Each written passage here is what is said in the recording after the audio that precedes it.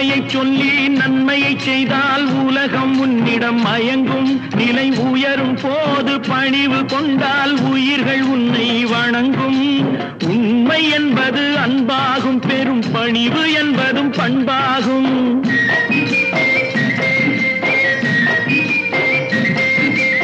உண்மை என்பது அன்பாகும், பெரும் பணிவு என்பது பண்பாகும். இந்த 4 கட்டளை அறிந்த மனதில் எல்லா நன்மையும் உண்டாகும், எல்லா நன்மையும் உண்டாகும். 6 மனமே 6 அந்த ஆண்டவன் கட்டளை 6. 6 மனமே 6 அந்த ஆண்டவன் கட்டளை 6.